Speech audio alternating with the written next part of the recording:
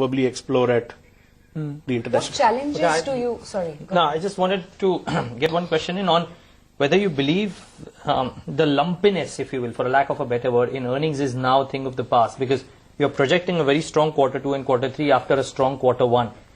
Am I to believe that the certainty and predictability of earnings will now be something that will be evident every year? I think it's a very valid observation, Neeraj. If you see the last 3 quarters in the last financial year, or the last whole year as a whole, and this quarter going forward, you will see that we have shown a steady growth in terms of revenue quarter on quarter and year on year.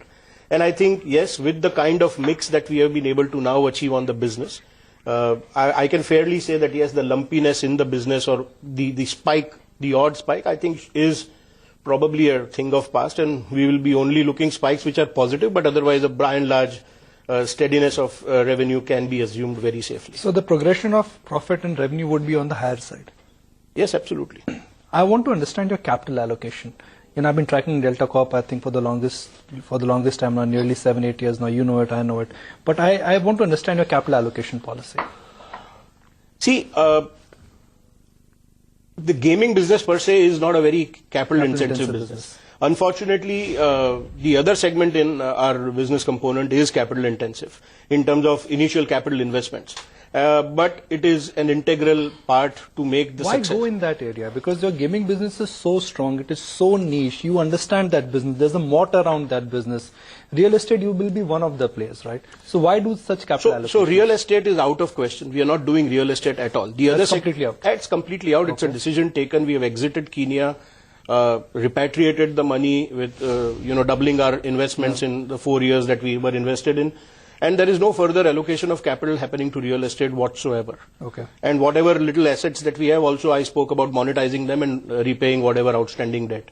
As regards the hospitality segment is concerned, that's very, very complementary and very, very synergistic to my gaming business. And while the capital allocation in hospitality will always be higher than the gaming business, but I think it's something which we need. Because when we started, we didn't have hotels, and we realized that to make the gaming business successful, you need to control the hotel rooms so that you can market your casinos better, you can market packages better. And that is why we had to take a conscious decision of entering into the hospitality. But we are very clear. The hospitality play will only happen where there is a associated gaming play. We would not enter into hospitality segment in its solitary basis. Yeah. So, I mean, where do you see a challenge coming in the next 1 year or so? What is it that could make you actually not maintain this target of your top line and margin growth that you just talked about? Well, honestly speaking, as far as Goa is concerned, it's quite stable now. So we personally as management don't believe any great challenge there. The only challenge is, yes, trying to reach out to more people, market, penetrate. I think that's one real challenge. And that's where the team will have to continuously work on. But other than that, on all other fronts, whether it is operations or every other aspect of the business, I think we are very well clued on now.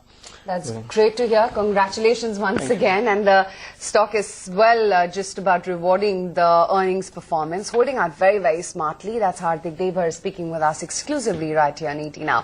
4.25% higher for Delta Corp. What's the market then up to?